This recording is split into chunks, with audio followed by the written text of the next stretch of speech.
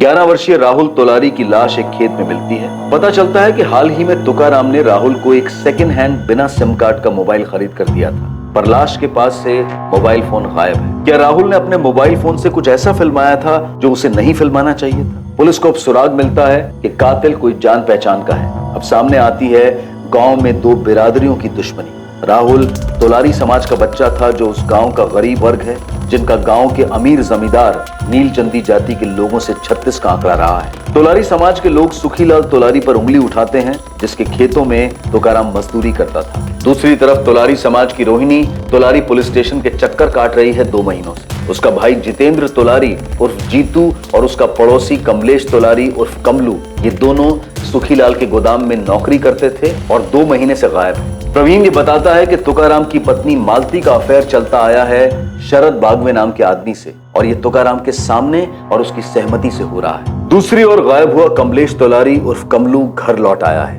अब आगे तो बता कमलू, कहां था इतने दिन? और तेरा जोड़ीदार जीतू कहां है?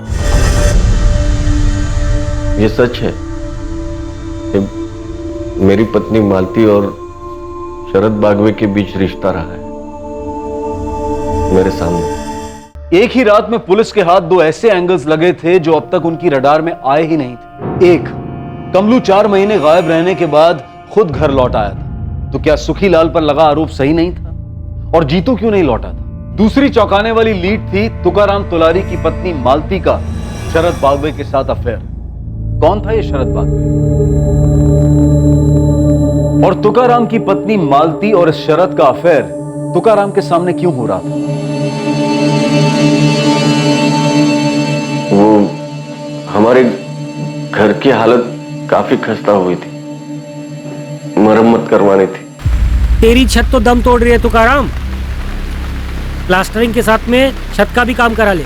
एक ही ठेके में दोनों काम कर दूंगा, पर घाई करा, ये तो छत गिरेगी सर पे एक दिन। हाँ हाँ, काम तो करवाना ही है। आप ये बताओ पैसे कितने लगेंगे? राहुल, तू स्कूल जा, देरी हो जाएगी ना। तो जा। बाबा, सब चकाचक हो जाएगा ना? हाँ, सब हो जाएगा। अभी तो जा, ध्यान से जाना। हाँ चल। प्लास्टरिंग, पेंटिंग और छत की मरम्मत सब कुछ मिला के 75,000 होंगे। मैं कम बिम करके 70,000 में कर दूंगा। बाप रे, लेकिन 70,000 रुपया नहीं इस वक्त मेरे पास। मला माहिती है रे, और उसका भी बंदोबस्त कर दूंगा मैं। कैसे नवाब भाई? चिंता मत कर शरद भाई, अभी ना तेरा काम। नवाब, अरे शरद भाई बस। शरद भाई, ये तुकाराम है। तुकाराम, ये शरद भाई है, ये तुम्हारे लोन का बंदोबस्त करेंगे। तुकाराम, ज्यादा घुमा फिर अगर बात नहीं करो। मैं सोलापुर के एक साहूकार कंपनी के लिए काम करता हूं। नवाब ने 70 बोला, लेकिन मैं तुम्हारे लिए 1 लाख तक के लोन का बंदोबस्त कर सकता हूँ। ब्याज कितना होगा सर? 9.5%। हर महीने के दूसरी तारीखों में किस्त लेने आऊंगा। एक भी किस्त छूट नहीं सकती तुम, एक भी नहीं। अगर मंजूर है तो पाव शेर मंगाते हैं, वरना मैं चलता हूं। पूरे सोलापुर में इससे अच्छी ऑफर नहीं मिलेगी। बहुत भला आदमी है, आप बोल दे तुकाराम। हाँ, मंजूर है। पाव शेर मेरी तरफ से। ये शरद बागवे जो भी है जी, मुझे तो ठीक नहीं लगता। पहली मुलाकात में ही आपको पिला करके भेज दिया। अरे भला आदमी है, अब हर 2 तारीख को किस्त लेने आएगा, तब जान लोगी उसे। जो भी है, मुझे तो अब भी लगता है कि आपको समाज में सही किसी से उधार लेना चाहिए था। छोड़ ना, मैं सौदा करके आया हूँ, मुझे मालूम है क्या कैसे करना है। सुन ना मालती, राहुल सो गया, तेरा अंदर चला। बहुत दिन हो गया। मेरे सर में दर्द हो रहा है।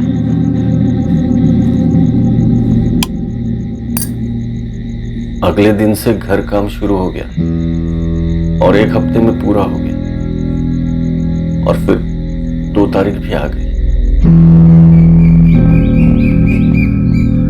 नमस्ते। नमस्ते शरद बाबू। नमस्ते।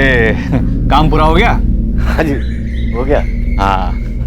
मालती मेरी पत्नी। नमस्ते। सुंदर। बहुत सुंदर काम किया है नवाब ने घर पे। हाँ। अच्छा, काम की बात, किस्त तैयार है? हाँ हाँ बिल्कुल, अब बैठिए, मैं अभी लाया।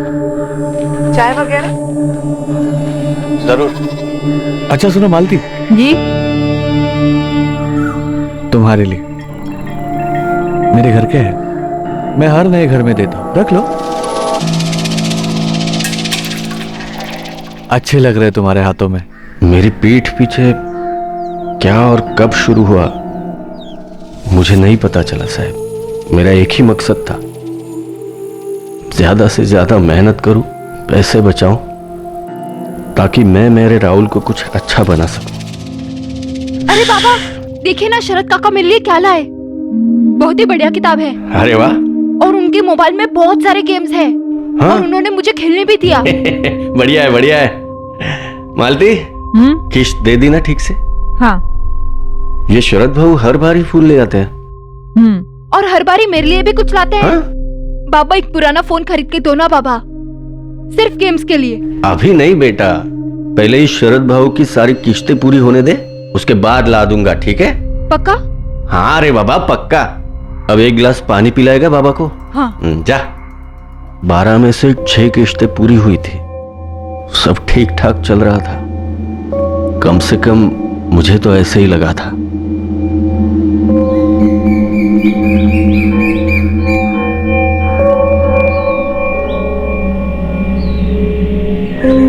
उस दिन 2 तारीख तो नहीं थी।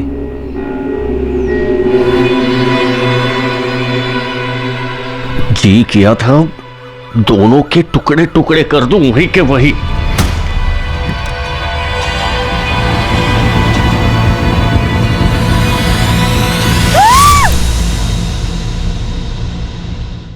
ठीक है, चलता हूँ। ठीक है। और कल कुछ लाऊं? नहीं। वो मैं यहाँ से गुजर रहा था तो सोचा हालचाल पूछता चलो। अरे तुम्हारे हाथ को क्या हो गया तुकाराम? खेत में कट गया क्या? मैं हेल्दी लेके आती हूँ।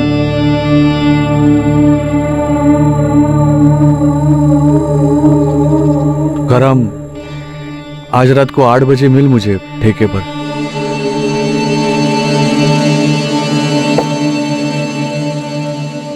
देख तुकाराम, मुझे पता है कि गलत है, लेकिन जरूरत भी एक चीज होती है ना, सिर्फ मेरी नहीं है, मालती की भी। शरद भाऊ, आपकी भी पत्नी है, बच्चे हैं। मेरी जगह आप होते तो क्या करते? सिर्फ पत्नी होती, बच्चा नहीं होता तो पता नहीं मैं क्या करता। लेकिन बच्चे के खातिर, परिवार के खातिर मैं सोचता चलो पत्नी को अपनी जरूरतें पूरी करनी है, मैं अपना देख लूंगा जो भी है वो। लेकिन घर तोड़ने का कोई मतलब नहीं बनता। और तूने अभी अभी अपने घर की मरम्मत की है तुका। तेरे जो 6 किश्त है उसकी फिक्र मत कर, वो मैं भर दूंगा। देख तुकाराम, मेरा इरादा तेरा घर तोड़ने का नहीं है, बस मुझे छुप छुप कर कुछ नहीं करना। बोल, मंजूर है?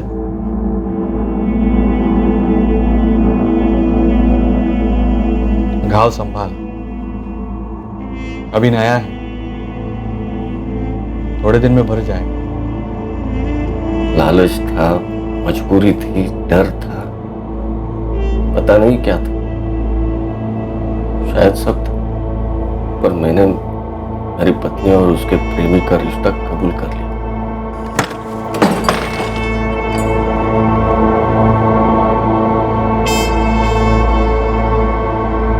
क्या बात हुई? उस दिन से मेरा और मालती का एक नया रिश्ता शुरू हुआ, और वो रिश्ता था खामोशी। हम अब एक छत के नीचे 2 लोग थे, जिन्हें एक बच्चे ने जोड़े रखा, और कुछ नहीं। खाना नहीं खाएंगे? पट्टी बदल दो?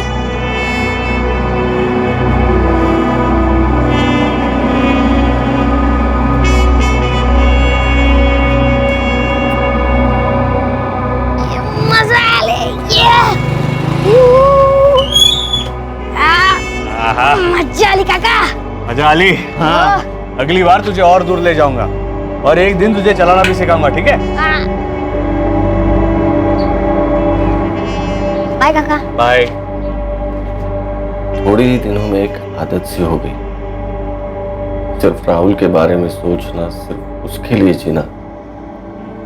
बाकी सब कुछ मानो तो एक पूरा सपना था, और उस पूरे सपने की आदत हो गई मुझे। उसे मैं झेल लेता सिर्फ अपने राहुल के लिए, और अब राहुल को ही मार डाला। साहिब, मुझे लगता है उस साले शरद ने मारा है हमारे राहुल को। नहीं। क्यों नहीं? तुम्हें कुछ और पता है या कुछ छुपा रहे हो हमसे? अब क्या छुपाऊंगा साहब, सब कुछ तो खत्म हुआ है।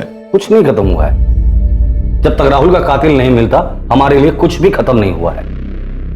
तुकाराम, तुमने बताया था कि शरद बागवे और राहुल की अच्छी जमती थी। हाँ। और हम जानते कि राहुल का कातिल उसके पहचान वाला था, तभी तो उसने राहुल को खेतों में बुलाया और राहुल वहां चला गया। अरे राहुल, बाबा ने नए गेम्स डाले कि नहीं फोन में? हाँ शरद काका, अब तक नहीं डाले। हाँ। अच्छा सुन, नीलचंदियों का खेत पता है तुम्हें? हाँ, क्यों काका? आज शाम को 6 बजे तुम वहां पर फोन लेकर आ जा। मैं तुम्हें एक से एक नए गेम्स डाल के दूंगा फोन। सच? हाँ, लेकिन सुनो, किसी को बताने की जरूरत नहीं, ठीक है? राहुल इधर आ।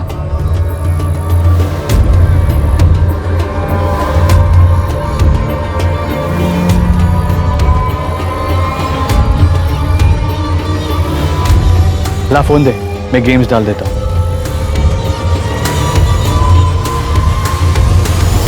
लेकिन शरद क्यों मारेगा मेरे बच्चे को? वही जो मैं शुरू से बोलता आ रहा हूं दादा, उसे वहीनी को तुमसे अलग करना था, और राहुल की वजह से तुम दोनों जुड़े हुए थे। वजह जो भी होगी वो हम शरद बागवे से पता कर लेंगे। राधिका, शरद बागवे को उठाकर लेकर आओ। सब। साहब, हम भी जाए क्या? अभी के लिए जा सकते हो, लेकिन याद रहे हमारी नजर रहेगी तुम दोनों पर। मुझे अभी भी लगता है कि तुम लोग पूरी बात नहीं बोल रहे, कुछ तो छुपा रहे हो।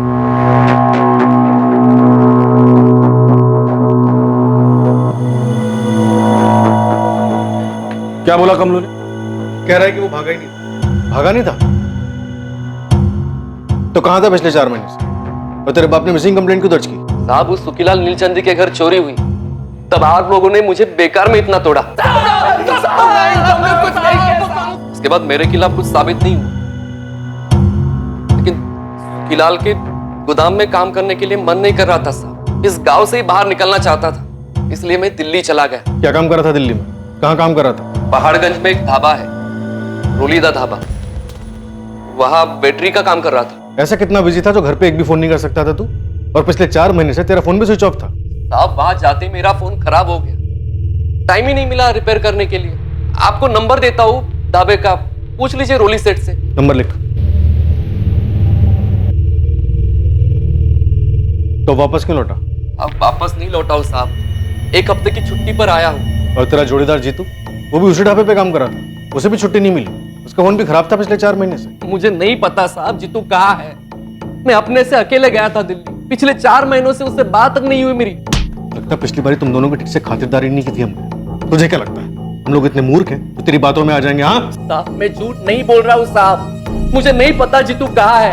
आपको नंबर दिया, आप रोली सेठ को फोन करके पूछ लीजिए। और फिर से अगर मुझे मारा ना साहब तो मैं वकील करूंगा और मेरे पूरे समाज को इकट्ठा करूंगा। धमकी दे रहा है पुलिस को? खुद की इज्जत और जान बचाने को आप धमकी कहते हो तो इसे धमकी समझ लीजिए सर। दिल्ली वाले ढाबे के मालिक ने क्या कहा? वही बोला जो कमलू कह रहा है सर। मैंने वहां की पुलिस को डबल चेक करने के लिए कहा है। चलो मान लेते हैं ये कमलू सच भी बोल रहा है, लेकिन उसी रात ये जीतू कैसे गायब हो जाता है और पिछले 4 महीने से नो कांटेक्ट जोन में है, और दोनों के परिवार एक साथ मिसिंग कंप्लेंट कैसे दर्ज कर सकते हैं? सर, दोनों परिवारों पर नजर रखना बनता है, कुछ तो खटक रहा है।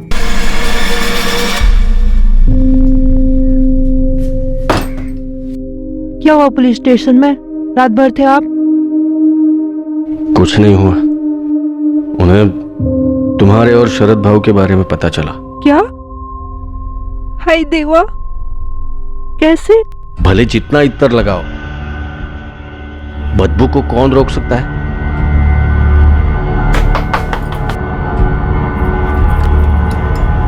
मालती जी, कुछ पता चला मेरे बेटे के कातिल के बारे में? थाने बुलाए तुम्हें साथ में? बहू, सुना आपने? कमलू घर आ गया है, दिल्ली में था और वो पुलिस वालों को बोला कि वो खुद से गया था। और इतने दिनों से वो लोग बाबा को विलेन बना रहे थे, अब तो सच में ही कुत्ते को गायब कर देना चाहिए। चुप, क्या समझाओ वेला, बेची की तरह जबान चल रही है इसकी आजकल। चल आज जा, मूर्ख कुटला। अरे महेश ऐक ना।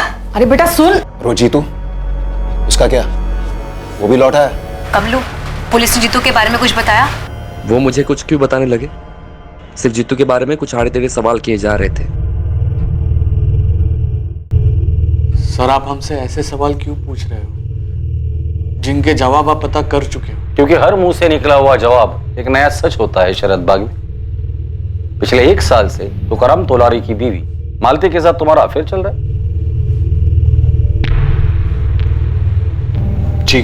क्या राहुल ने तुम दोनों का ऐसा कोई वीडियो बनाया था जो किसी को देखना नहीं चाहिए था? क्या बकवास कर रहे हैं सर? ऐसा कुछ नहीं हुआ था। शरद, क्या तुमने राहुल को मार डाला खेतों में बुलाकर? क्या अनाप शराब बक रहे हो सर आप? वो बच्चा मुझसे प्यार करता था। और शरद क्यों मारेंगे राहुल को? 10 जून की शाम को तुम कहाँ थे शरद?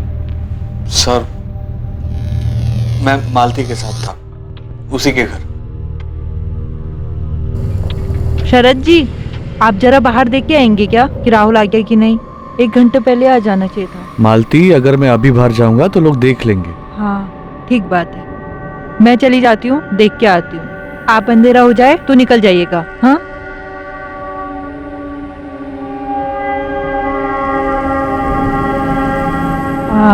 और सुनिए, राहुल के बाबा भी आने वाले होंगे, उनके आने के बाद ही निकलिएगा।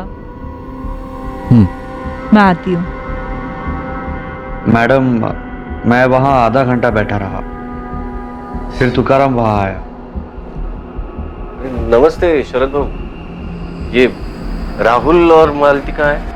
वो राहुल शाम से घर नहीं लौटा है, तो मालती उसे ढूंढने गई। क्या? मैं भी जाकर देखता हूँ। रुक तुकाराम, अंधेरा हो गया, मैं भी निकलता। बस यही हुआ था मैडम। यही सच है। क्या मेरे पति ने कहा कि शरद ने राहुल को? देखिए, हमसे किसने क्या कहा ये बात मायने नहीं रखती। हमें शक था, पूछ लिया। तुकाराम मुझ पर कभी उंगली नहीं उठाई। मैं जानता हूं आपके कान उसके भाई प्रवीण ने भरे होंगे। वो मुझे पहले से पसंद नहीं करता था। आप इतना सब पता लगा रहे हैं तो आपने ये भी पता लगा ही लिया हो कि तुकाराम और प्रवीण के बीच में जमीन को लेकर मसला था। तो तुम्हारा कहना है कि प्रवीण ने राहुल को मारा हो? सर, वो मुझ पर बेवजह उंगली उठा रहा था, शायद उसी में कुछ खोट हो। नहीं साहब, मैं नहीं मानती कि प्रवीण ने कुछ भी किया है। तो तुम्हें किस पर शक है? मुझे नहीं पता साहब। देखिए सर, मालती के साथ रिश्ता बनाकर मैंने शायद गलत किया, लेकिन मेरा यकीन कीजिए, इसके अलावा मैंने कुछ गलत नहीं किया। इस रिश्ते की वजह से जीते जी मेरा पति मुझसे अलग हो गया और इकलौता बेटा खोया है मैंने। इस रिश्ते की वजह से? वजह क्या बताऊं? मेरे पापों की सजा मिल रही है मुझे, और कुछ नहीं। आप लोगों का निजी जिंदगी में क्या चलता है उससे हमें कोई लेना देना नहीं, हमारा ताल्लुक भी नहीं। लेकिन उसका साया अगर इस केस में, राहुल मर्डर केस में दिखाई दिया तो इस केस से जुड़े सभी निजी रिश्तों की बाल की खाल उतार दूंगा। साहब, कमलू तो लौट गया, लेकिन मेरा भाई जीतू कब तक लौटेगा? जब लौटेगा तो पूछ लेंगे उससे। आप हल्के में ले रहे हो साहब, मैं दावे के साथ कह सकती हूँ उस सुखीलाल ने कुछ कर दिया मेरे जीतू के साथ। तुम इसी दावे के साथ कमलू के बारे में भी बोल रही थी रोहिणी? क्योंकि दोनों एक ही दिन गायब हुए थे साहब। कमलू लौटा तो उसके घर वालों के अच्छे नसीब, लेकिन हम लोग ऐसे आस लगाकर कब तक बैठे रहेंगे साहब? मालती, अब हम नहीं मिलेंगे। तुकाराम सही कह रहे थे, बदबू कभी छुपाई नहीं जा सकती। शरद बागवे और मालती तोलारी। सर, लेकिन मालती तो माँ है। पता है मुझे, राधिका कम होता है ये सब, लेकिन ये तब होता है जब अवैध रिश्ते का जुनून माँ के रिश्ते को भी निगल जाता है। रेयर केसेस है, लेकिन हमने देखे हैं। जी सर। लेकिन शरद बागवे तो प्रवीण तोलारी की तरफ इशारा कर रहा है। राधिका, इन सबके कॉल रिकॉर्ड निकालो और अच्छे से स्कैन करो, इन सबके पीछे खबरी लगा दो। कोई भी आउट ऑफ रडार नहीं होना चाहिए। 2 और महीने बीत गए, लेकिन राहुल के कत्ल की इन्वेस्टिगेशन में कोई खास बढ़ोतरी नहीं हुई। सभी मुमकिन संदिग्धों के कॉल रिकॉर्ड स्कैन हुए, फोन लोकेशन स्कैन हुए, पर कहीं से कोई सुराग सामने नहीं आया। तुकाराम और मालती के पड़ोसी चौंक गए थे ये जानकर कि मालती का 1 साल से शरद बागवे के साथ अफेयर चल रहा था। मेरी बात सुनो सुप्रिया, सुप्रिया सुनो तो सही। शरद बागवे की अपनी पत्नी भी इस अफेयर के बारे में जानकर बुरी तरह से हिल गई। खबरियों की तरफ से भी किसी भी संदिग्ध के बारे में कोई खास जानकारी नहीं आ पाई। रोहिणी अपने लापता भाई जीतू के बारे में जानने के लिए लगातार पुलिस स्टेशन के चक्कर काटते जा रही थी और सुखीलाल नीलचंदी पर आरोप लगाए जा रही थी। दूसरी ओर कमलेश अपनी छुट्टी पूरी कर वापस दिल्ली लौट गया अपने काम पर। उसे रोक कर रखने के लिए पुलिस के पास कोई सबूत नहीं था। और वहीं बच्चे को खोने के बाद तुकाराम सभी रिश्तों से परे जाने लगा था, पर अंदर ही अंदर वो घुट रहा था, कुछ छुपा रहा था। राहुल का कत्ल एक शातिर साजिश का परिणाम था और इस साजिश के पत्ते बहुत जल्द खुलने जा रहे थे।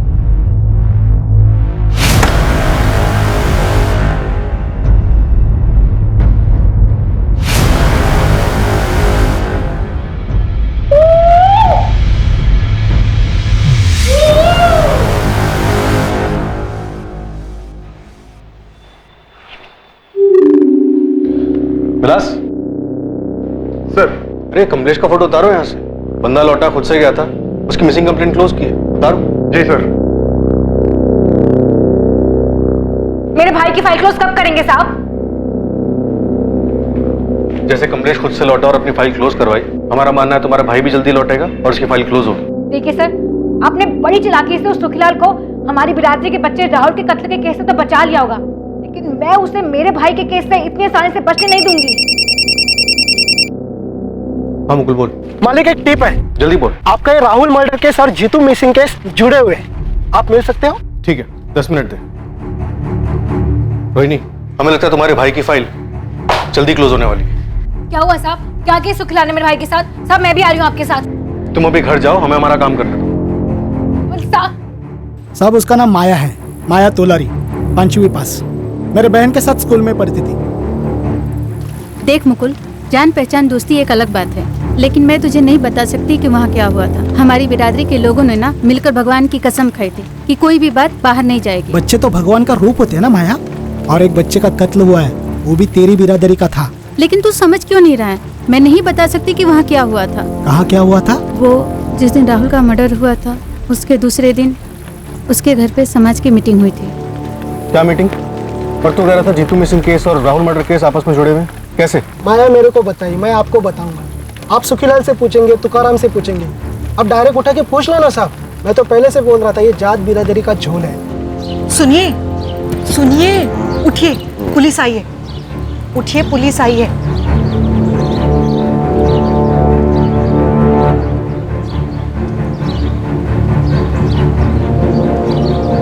पता चला किसने मारा मेरे बेटे को? वो तो तुम हमें बताओगे तुकाराम। मैं?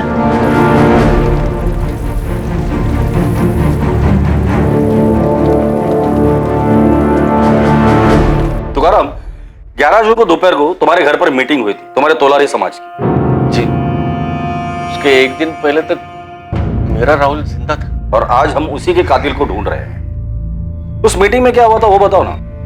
मैं तो कुछ सुन भी नहीं रहा था और राहुल के अलावा मुझे कुछ दिख भी नहीं रहा था। तुकाराम, मालती, तुम्हारे राहुल को खोने का दर्द हमारे पूरे तोलारी समाज को है। तुम्हारा छोटा भाई प्रवीण तो तुम्हारे साथ है ही, हम सब भी हैं। तुम्हें इंसाफ मिलने तक हम चुप नहीं बैठेंगे। ओम प्रकाश भाऊ, आप हमारे समाज के मुखिया हैं। आप ही पुलिस को सीधा सीधा जाके बता क्यों नहीं देते कि कौन है इन सबके पीछे? हम सब जानते हैं कि सुखीलाल नीलचंदी का किया करा है। रोहिणी, तुम्हें बीच में बोलने को कहा है किसी ने? समाज में नीलचंदे को हमसे कितना प्यार है हम सबको पता है, पर कोई मुंह खोलने को तैयार ही नहीं है। पर किसी को तो बोलना पड़ेगा ना। मेरे भाई जीतू को खा गए वो लोग। उधर देखिए, सुरेश भाव के कमलू को भी खा गए। जिसका कोई जाता है वही जानता है। एक मिनट, बघा ओम प्रकाश भाऊ, क्या हमें पक्का मालूम है कि सुखीलाल सेठ ने मेरे बच्चे को मरवाया? कोई और भी तो हो सकता है ना? कोई और मतलब? साफ साफ कहो तुकाराम। डरो मत। हम काहे का डर भाऊ? मैं ये कह रहा हूं कि कातिल कोई और भी हो सकता है, हमारे बीच में से हो सकता है। तो उसका नाम लो तुकाराम दादा, बोलो। हाँ तुकाराम, नाम लो। अगर बिरादरी में किसी पर शक है तो नाम लो उसका।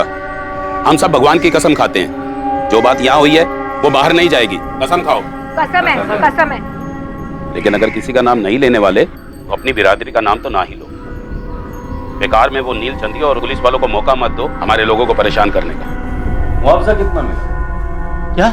सुखीलाल के आदमी पकिया ने तुम्हें पैसे दिए थे। ये सुखीलाल का आदमी पकिया, वो कल आया था यहाँ, इस तुकाराम को कुछ पैसे दे रहा था। लेकिन मैंने आपको बताया था कि वो पैसे किस लिए थे। कल सुखीलाल सेठ ने पकिया के हाथों मेरी तनख्वाह और 1 महीने का एडवांस भिजवाया। हाँ बताया था, लेकिन हम कैसे यकीन माने कि जो तुम बोल रहे हो वो सच है? हो सकता है कि मुंह बंद रखने के लिए वो पैसे दिए गए हो तुम्हें। साहब, मैं अपने बेटे राहुल के कत्ल के बारे में चुप बैठूंगा? लेकिन हमारे सामने तो तुम चुप बैठे हो। हमारी नाक के नीचे एक आदमी का तुम्हारी बीवी के साथ 1 साल से अफेयर चल रहा था। ये बात तुमने हमें बतानी जरूरी नहीं समझी। तुम्हारे बेटे के कत्ल के अगले दिन तुम्हारे समाज की बैठक में खुद सुखीलाल का नाम उठा। खुद तुम्हारे समाज ने मुआवजे और तहकीकात की मांग की और तुमने एक शब्द भी नहीं बोला। क्यों? साहब, मेरा दिमाग सुन था और इन दोनों बातों का मेरे बेटे के कत्ल से कोई ताल्लुक नहीं है। ताल्लुक है, वो ताल्लुक तुम हो। क्या कह रहे हो आप साहब? तुम अपनी बीवी मालती से नफरत करने लगे थे, इतनी नफरत कि उससे ताल्लुक रखने वाली हर चीज से तुम्हें नफरत हो गई। और राहुल, वो तो उसी की कोख से पैदा हुआ था। नहीं नहीं साहब, ये आप बोल भी कैसे सकते हो? ये हम नहीं बोल रहे, तुम्हारी खामोशी बोल रही है। और तुकाराम, खामोशी का मतलब हम लोग झूठ समझते हैं। कातिल राहुल की जान पहचान वाला था, उसने राहुल को खेत में बुलाया और वो गया। और राहुल को खेत में बुलाने वाला और कोई नहीं बल्कि तुम थे। बाबा, आपने मुझे यहाँ क्यों बुलाया? आप मुझे तोहफा देने वाले थे ना? आपने मेरे लिए नया गेम लाया, लेकिन वो मेरे मोबाइल में कैसे डालेंगे? आंखें बंद कर।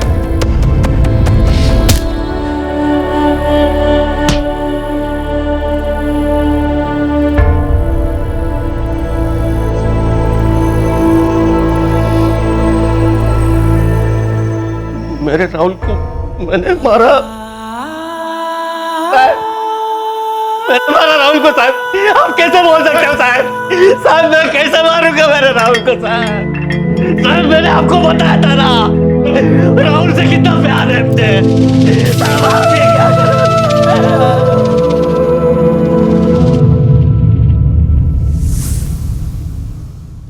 तुमने राहुल को नहीं मारा तो फिर किसने मारा तुकाराम? मुझे नहीं पता। चुप रहने के लिए सुखीलाल ने धमकी दी थी या समाज ने फरमान दिया था? तेल लेने गया समाज का फरमान। वो हर दूसरे दिन हर दूसरी बात पर जारी होते रहते हैं।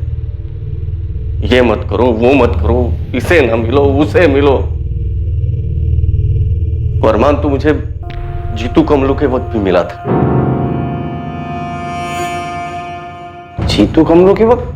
आप लोगों ने उन दोनों को उठाया था जब सुखीलाल सेठ ने उन पर चोरी का इल्जाम लगाया था। तब हमारे मुखिया ओम प्रकाश भाऊ के घर बैठक बुलाई गई थी।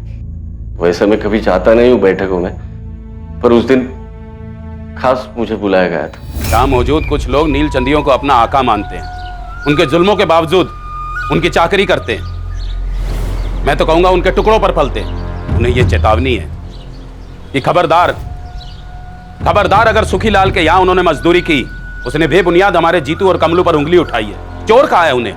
क्या हम तोलारी चोर हैं? इज्जतदार और मेहनती लोग चोर हैं? सिर्फ पीटा मेरे भाई जीतू को और कमलू को पुलिस ने, जानवरों से भी बदतर पिटाई की है। न्याय होगा उनके साथ, लेकिन तब तक यहां बैठे हर तोलारी को यह कसम खानी होगी कि सुखीलाल तो क्या, किसी भी नील चंदी के यहां पर कोई काम नहीं करेगा। कसम है, कसम है। मुझे कुछ कहना है भाऊ। हाँ हाँ तुकाराम, मैं तो इंतजार कर रहा था कब बोलोगे, इसीलिए खास तुम्हें इस बैठक के लिए बुलाया। ओम प्रकाश भाऊ, सभी लोग जानते हैं कि इतने सालों से मैं सुखीलाल सेठ के खेतों में काम कर रहा हूं, उनका खेत संभाल रहा हूं। मेरा उनसे कोई बैर नहीं है। मुझसे हमेशा वो अच्छे से ही पेश आए हैं। तुम कहना क्या चाहते हो? कि इस चोरी के आरोप को सिर्फ एक चोरी का आरोप ही समझा जाए, इसे जात बिरादरी का मामला ना बनाया जाए। तुकाराम दादा, तो आप ये कह रहे हैं कि मेरे भाई जीतू और इनके बेटे कमलू ने वाकई में चोरी की है? मतलब कि आपने भी उन सुखीलाल नीलचंदी के साथ हाथ मिला लिया ना अपनी बिरादरी के लड़कों के खिलाफ। नहीं नहीं, मैं कतई ऐसा नहीं बोल रहा हूँ। मैं सिर्फ इतना ही बोल रहा हूँ कि पुलिस वालों को उनका काम करने दो। अगर आपके भाई प्रवीण का पुलिस भट्टा बनाती या फिर आपकी पत्नी मालती लड़के राहुल के साथ नीलचंदी कुछ कर देते तो फिर कैसा लगता आपको? मुझे ऐसी बहस में पड़ना ही नहीं है रोहिणी और ओम प्रकाश भाऊ। यह आपका फरमान कि मैं सुखीलाल सेठ के खेतों में काम ना करूं, मैं इसे नहीं मानता। और मेरे जैसे जो जो मेहनत की रोटी कमा रहे हैं, दुश्मनी को मिटाने की कोशिश कर रहे हैं, वो भी इस फरमान को नामंजूर करे। अरे क्या नामंजूर करे? ओम प्रकाश जी नाइंसाफी है। ओम प्रकाश जी नाइंसाफी है। शांत। तुमने जो कहना था कह लिया तुकाराम। अब मेरी बात सुनो। जो समाज की मदद को नहीं आता, उसके बुरे वक्त में उसके साथ कोई खड़ा नहीं होता। कल को तुम्हारे किसी अपने के साथ नीलचंदियों ने अगर कुछ किया तो दलील लेके हमारे पास मत आना। ओम प्रकाश भाऊ, समाज के सभी भाई बहनों, अभी आप सभी गुस्से में हो, तेवर चढ़े हुए हैं। इसलिए सिर्फ मैं यही कहूंगा कि दुश्मनी दो धारी तलवार है। दुश्मन का गला भले काट लो, दूसरी तरफ से खुद का ही गला कटता है।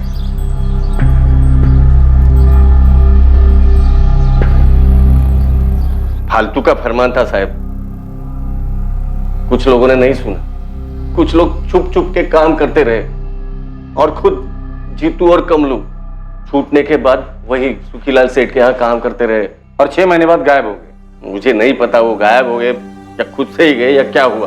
तुम्हें किसी पर शक है? किसने मारा होगा राहुल को और क्यों? आप लोगों ने पहले कहा कि मेरे बच्चे के मोबाइल फोन का मसला था, फिर बोले सुखीलाल सेठ, फिर बोले मेरा भाई प्रवीण और फिर शरद भाऊ, और अब आप कह रहे हो कि मैंने खुद अपने बेटे को मार डाला। मैं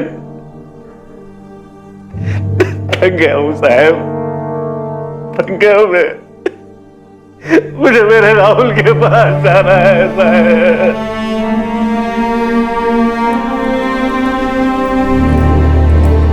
जीतू और कमलू का गायब होना और राहुल मर्डर केस, दरअसल ये दोनों केसेस ओम प्रकाश, तुकाराम और सुखीलाल से जुड़े हुए हैं। शास्त्री, तुम सुखीलाल के घर जाकर उससे बात करो और राधिका तुम ओम प्रकाश के घर जाके, लेकिन संभल कर।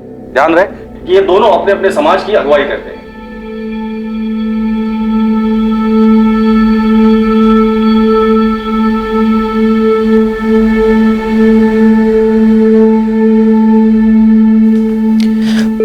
बैठो मालती।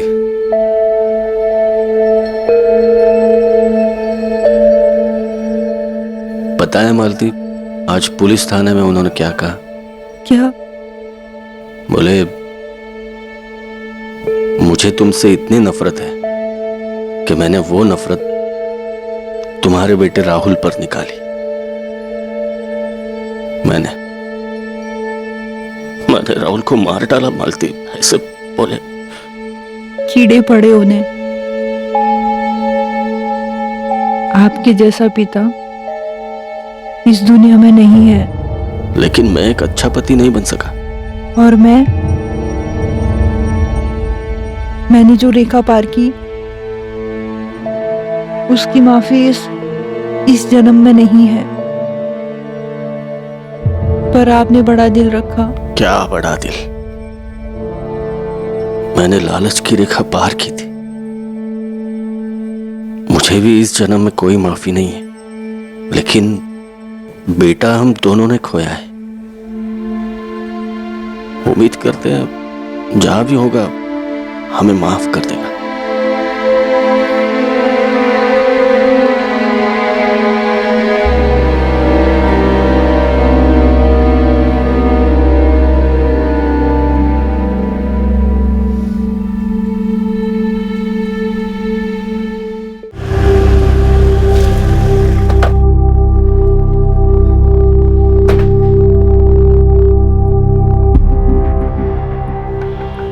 नमस्कार शास्त्री जी, बोलिए क्या सेवा कर सकते हैं? सीधा सवाल है सुखीलाल जी, राहुल तुलारी को किसने मारा?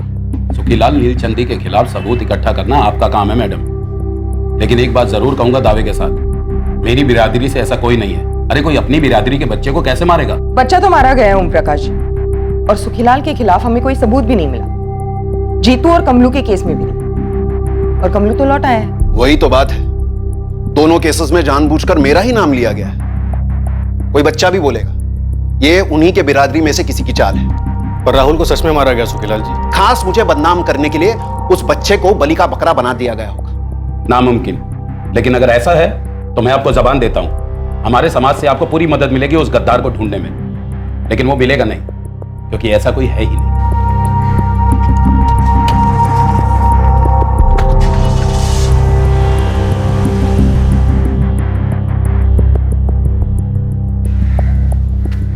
अब क्या बोल रहा था पुलिस वाला? मैंने तुमसे कहा है ना महेश, इस मसले में ना पड़ो।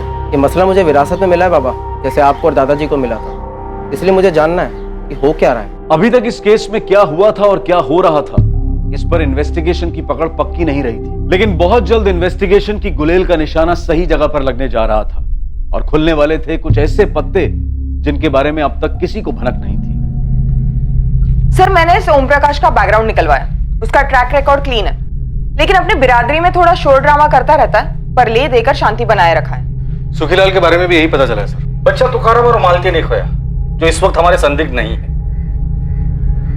शरद भी आउट, प्रवीण आउट, सुखीलाल और ओम प्रकाश हमारे रडार पर नहीं है। फिर ऐसा कौन है जो है तो इसी दुनिया में लेकिन हमारे रडार पर नहीं आ रहे? सर, वो फिर से आ गई है दिमाग चाटने। वो रोहिणी तोलारी और वही दुखड़ा गा रही है। जीतू को सुखीलाल ने गायब किया, राहुल को सुखीलाल ने मार डाला। शास्त्री, सुखीलाल जब यहाँ आया था तब उसने एक बात कही थी कि तोलारी बिरादरी से कोई तो है जो उसे फंसाना चाहता है। हाँ सर, उसने तो यहाँ तक कहा था कि राहुल को जानबूझ के मरवाया गया उसे फंसाने के लिए। सर, जीतू और कमलू के केस को हमेशा एक समझा गया। कमलू ने ये कहा था कि वो भागा नहीं था और जीतू के बारे में उसको कोई खबर नहीं थी। फिर भी उसका बाप सुरेश रोहिणी के साथ आता रहता था। कमलू के बाप सुरेश को उठाकर लेकर आओ। शास्त्री, इस रोहिणी की स्कैनिंग शुरू कर दो, उसके कॉल रिकॉर्ड्स निकालो। मुझे लगता है दोनों केसेस को जोड़ने वाली कड़ी हमें मिल चुकी। वो चोरी का इल्जाम वगैरह होने के बाद हमारा कमलू एकदम गपचुप गुमसुम रहने लगा था। एक दिन काम पे गया, फिर लौटा ही नहीं। मुझे लगा जीतू को कुछ मालूम होगा। विचारना चला पूछना। मैं तो खुद आपसे पूछने आने वाली थी सुरेश भाऊ। जीतू भी रात भर घर वापस नहीं आया, उसका भी फोन ऑफ जा रहा है। तो फिर मैं पुलिस स्टेशन शिकायत करने जाता हूँ। रुकिए 2 मिनट, मैं भी आपके साथ आती हूँ। लेकिन शिकायत क्या करेंगे? यही कि मेरा बेटा गायब हो गया, ढूंढो जरा उसे। सुरेश भाऊ, 2 जवान लड़के ऐसे गायब थोड़ी ना हो जाते हैं। उन्हें गायब करवाया गया। चोरी का इल्जाम नहीं लगा पाया तो देखो उन्हें गायब ही करवा दिया। किसने? वही कमीना सुखीलाल नीचंदी। उसके बाद रोहिणी जो बोलती गई मैं सुनता रहा। दरअसल आप लोगों से बात करने के बाद कमलू जब घर लौटा तो रोहिणी भी पीछे पीछे घर आई थी। क्या बोली तब? कैसे आ रहे तेरे सवाल? यही कि जीतू और मैंने चोरी का माल कहाँ बेचा, जीतू कहाँ है, वगैरह वगैरह। लेकिन मैंने बोल दिया जीतू के गायब होने से मेरा कोई वास्ता नहीं, मुझे कुछ मालूम नहीं। अरे लेकिन तुझे ये तो मालूम है ना कि सुखीलाल तुम दोनों की जान के पीछे पड़ा है। देख, तुझे पुलिस को बोलना होगा कि तुझे पक्का लगता है कि सुखीलाल ने जीतू के साथ कुछ कर दिया है। मुझे तो माफी करो इस बिरादरी की लड़ाई में रोहिणी, तो पुलिस को ऐसा कुछ नहीं बोलूंगा जो मुझे मालूम नहीं या जो हुआ ही नहीं। जीतू गायब है और तू कह रहा है कुछ नहीं हुआ है। सुरेश भाऊ, आप कुछ नहीं कहेंगे? कमलू सही तो कह रहा है ना, काय चुकी से बोल रहा तो। सुरेश भाऊ, याद रखो ओम प्रकाश भाऊ ने क्या कहा था, जो बिरादरी की नहीं सोचता उसको कोई नहीं पूछता। उसके बाद मुझसे या कमलू की माँ से बात तक नहीं करती। मुझे हमेशा डर लगा रहता है कहीं ओम प्रकाश भाऊ से वो शिकायत न कर दे या कुछ कर न दे। अब चिंता न करें, वो कुछ नहीं करेगी। जो करना है हम करेंगे। हाँ, मैं राजेंद्र सुरे बोल रहा हूँ। आप कौन? झांझरवाड़ी पुलिस स्टेशन से सब इंस्पेक्टर शास्त्री बोल रहा हूँ। हाँ हाँ, बोलिए। रोहिणी तोलारी से काफी अच्छी पहचान है तुम्हारी। हाँ हाँ हाँ जी, रात को 2 कभी 3 बजे वाली पहचान। साहब, रोहिणी 1.5 साल पहले मेरे मेडिकल स्टोर पर असिस्टेंट की जॉब पर लगी थी। 6 महीने हमारा अफेयर चला था और मेरी बीवी की तबीयत नाजुक रहती है तो। तुझसे सफाई नहीं मांग रहे, सवाल पूछे उसका जवाब दे। जीतू को जानता है? हाँ साहब, रोहिणी का भाई 1-2 बार शॉप पर आया था वो। अभी कहाँ है जीतू? मेरे को कैसे मालूम होगा साहब? रोहिणी ने 1 साल पहले जॉब छोड़ दिया था और मैं भी नहीं चाहता था कि वो वहां पे रहे, क्योंकि हमारा रिश्ता 1 साल पहले टूट चुका था। क्यों टूटा रिश्ता? तेरी बीवी की तबीयत ठीक हो गई थी क्या? नहीं साहब, वो मेरे को धोखा दे रही थी। सेम टाइम पर उसका दूसरे के साथ भी अफेयर था। दूसरे का नाम बोल। इंस्पेक्टर कुछ तो बोलिए।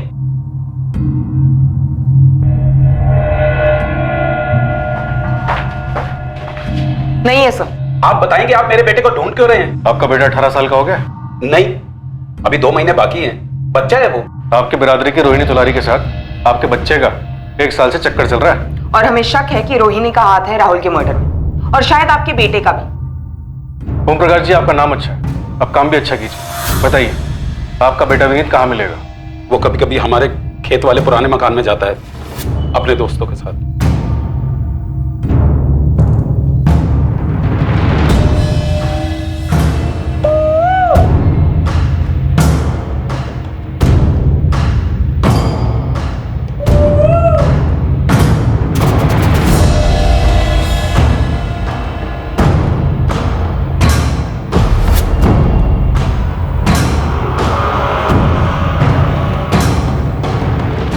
याला म्हणतात मजा।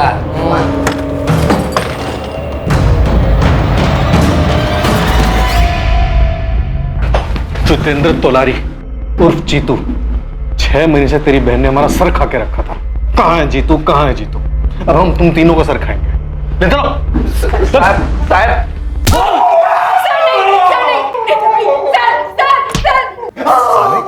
जो हुआ है वो सब सच बता रहा।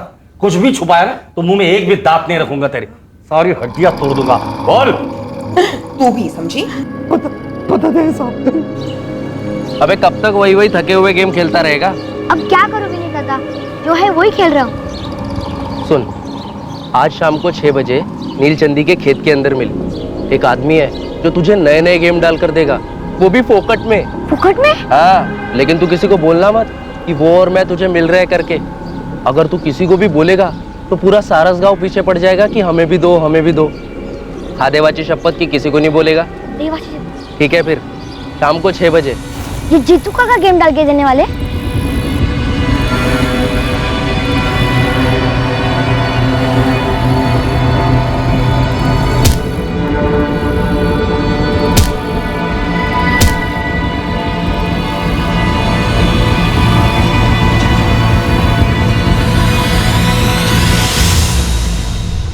विनीत, रोहिणी और जीतू ने अपना जुर्म कबूल किया। अब तेरी बारी।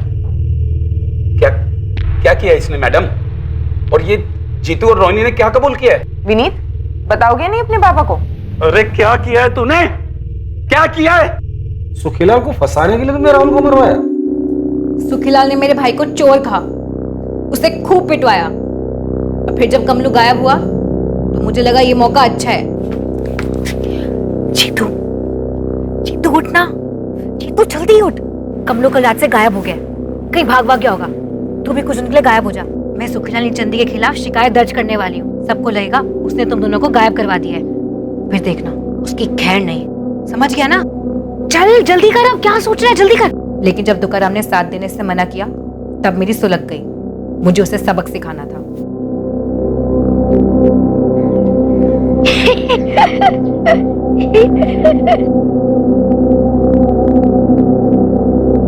विनीत मेरी जेब में था, इसलिए वो तुरंत मान गया। जीतू को भी गुस्सा था सुखीलाल पर और अब तुकाराम पर भी। हमने प्लान बनाया और मार डाला राहुल को।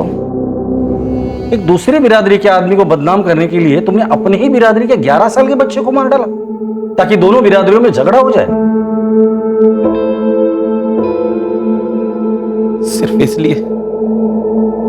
इसलिए कि तू उसके साथ सोता है। रोहिणी तोलारी और उसके भाई जितेंद्र तोलारी उर्फ जीतू पर आईपीसी की धारा 302 के तहत हत्या का चार्ज लगाया गया है। हालांकि जुर्म के वक्त विनीत तोलारी नाबालिग था, पर कोर्ट ने जुर्म की जघन्यता, उसकी हीनियसनेस को नजर में रखते हुए जुवेनाइल जस्टिस एक्ट के सेक्शन 15 के तहत विनीत पर भी धारा 302 लागू की है। तुकाराम और मालती अपने बेटे के कत्ल की वजह जानकर हक्का बक्का रह गए। ओम प्रकाश को भनक तक नहीं थी कि राहुल के कातिलों में एक उसी का नाबालिग बेटा विनीत था। सुखीलाल इस बात को हजम नहीं कर पा रहा है कि उससे बदला लेने के लिए रोहिणी ने एक मासूम बच्चे को मार दिया। दूसरी तरफ उसके घर हुई चोरी का केस अब तक हल नहीं हो पाया है। इन्वेस्टिगेशन जारी है। रोहिणी तोलारी ने गुलेल के एक पत्थर से 2 निशाने लगाने की कोशिश की। एक निशाना था दुश्मन बिरादरी के सुखीलाल से बदला लेना, दूसरा मकसद था अपनी ही बिरादरी के तुकाराम को गहरा घाव देना, क्योंकि उसने अपनी बिरादरी के फरमान का अनादर किया। सुखीलाल का जीतू और कमलू पर चोरी का आरोप लगाना शायद जल्दबाजी में लिया गया फैसला था, लेकिन जीतू को न्याय दिलाने के लिए उसकी बहन रोहिणी ने ऐसा घोर अन्याय का रास्ता चुना जो समझदारी की सारी परिभाषाओं का अनादर करता है। दुनिया में भड़काने वालों की कमी नहीं है, लेकिन किस हद तक भड़कना है, किस हद तक अपनी ईमानदारी और अपनी सच्चाई के साथ समझौता करना है, यह हर इंसान को सोच समझ कर तय करना है। अपने जमीर और अपने विवेक पर होने वाले वार से सतर्क रहना है। अब मैं अनूप सोनी आपसे विदा लेता हूं, फिर मुलाकात होगी एक और नए केस के साथ। और याद रखें, क्राइम और आपके बीच में सिर्फ इतना फर्क है कि आप कितने सतर्क हैं। सतर्क रहें, सुरक्षित रहें। जय हिंद।